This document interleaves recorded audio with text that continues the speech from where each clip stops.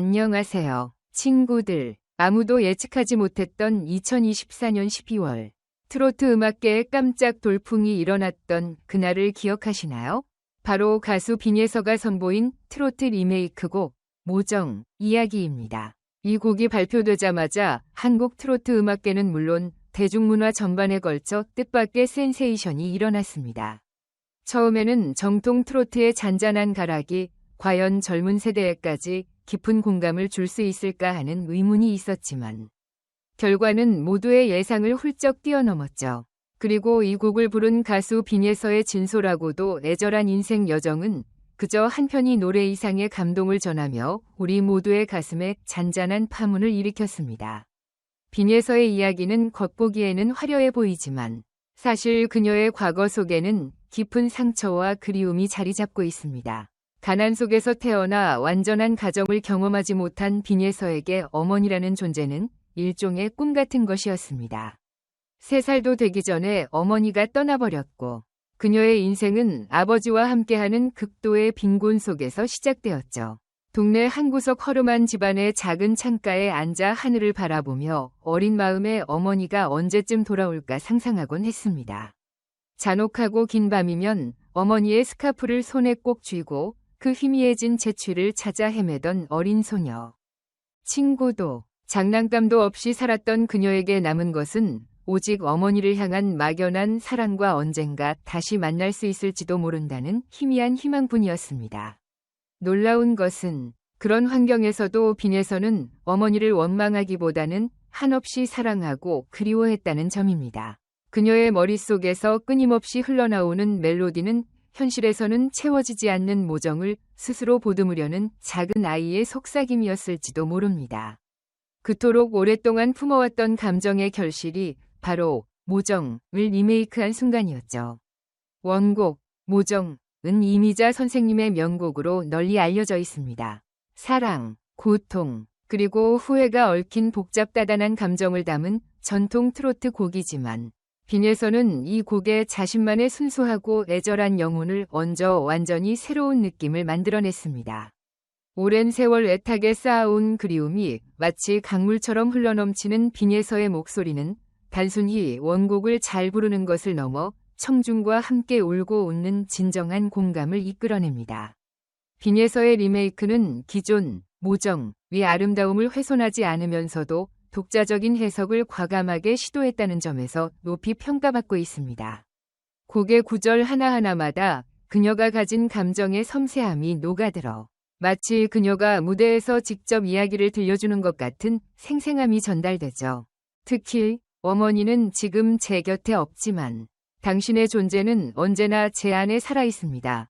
라는 대목은 빈예서가 가진 신념과도 같습니다. 떠나버린 어머니에 대한 서운함 대신 그녀는 따뜻한 추억과 희망의 끈을 놓지 않았습니다. 그리고 그 마음을 목소리에 담아 들려주고 싶었던 것이죠. 저는 당신을 영원히 사랑합니다. 비록 곁에 없더라도 제 모든 노래는 당신을 위한 것이에요. 라고 말하듯이. 그래서일까요? 빈예서가 무대 위에 서서 이 곡을 부를 때면 관객은 그녀의 깊은 내면과 마주하게 됩니다.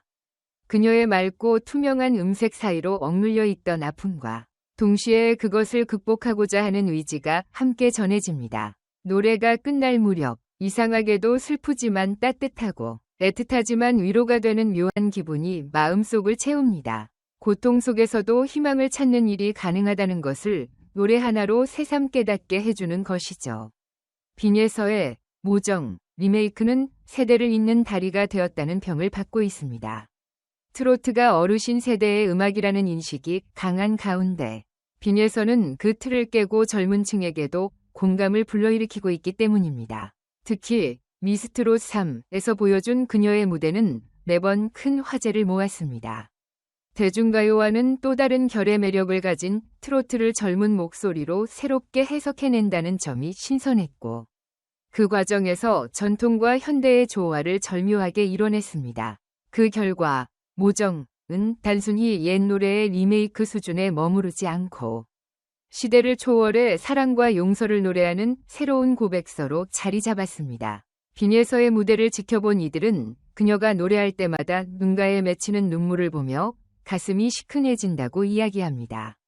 그러나 그 눈물은 절망과 슬픔에서 비롯된 것이 아닙니다. 오히려 자기 치유와 용서, 그리고 미래를 향한 희망이 섞인 눈물이죠.